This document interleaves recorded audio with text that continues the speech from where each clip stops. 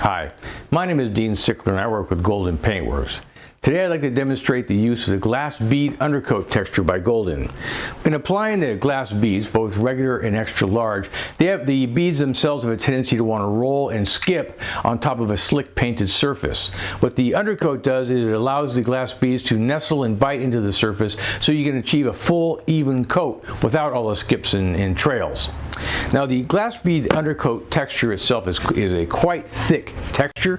What I generally do is I'll mix in a 1 quart to 1 gallon quantity of water. That's 25%. What I generally do is I'll take a quart of the material out of the bucket and put it into a quart container like this. Then I'll add in a quart of water and mix it up with a mudslinger and a drill.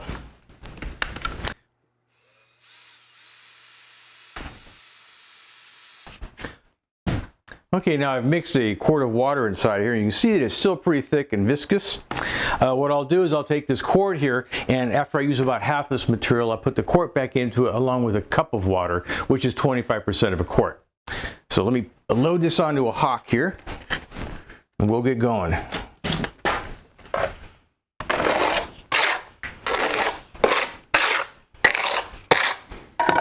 Okay, I'm going to use a medium-sized trowel to apply this. Of course, you can use any kind of a knife you prefer, a taping knife or a spackle knife.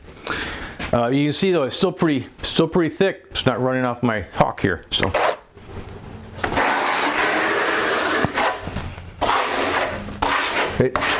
It trowels much easier when you thin it down.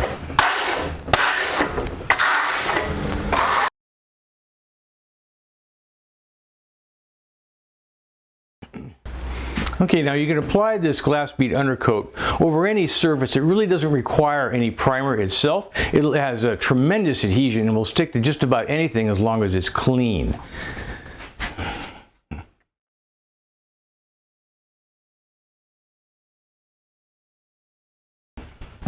Okay, once you get the texture applied there, you want to go back and start smoothing it down.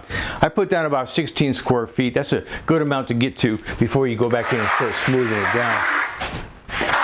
What you don't want is a very thick coating on the wall. You want it just to the level of the aggregate, so you can actually hear it. It's fairly even. It's rolling right on top of the sand.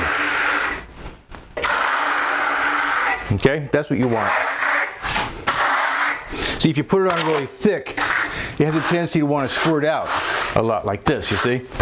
Very hard to control. So you want to take that excess off.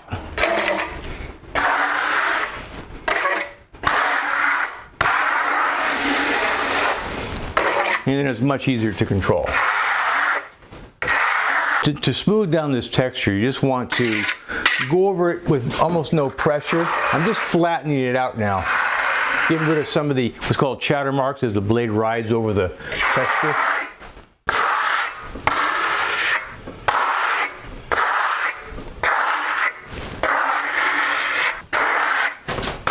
Some chatter marks are fine, you just don't want them really heavy. After the glass bead undercoat is dry, you want to paint it in whichever color you'd like to see underneath the glass beads. Now either 1 or 2 coats, whichever gives you full coverage. Now stay tuned and come back for other videos which will show you some best practices in applying the glass bead texture itself. Thanks.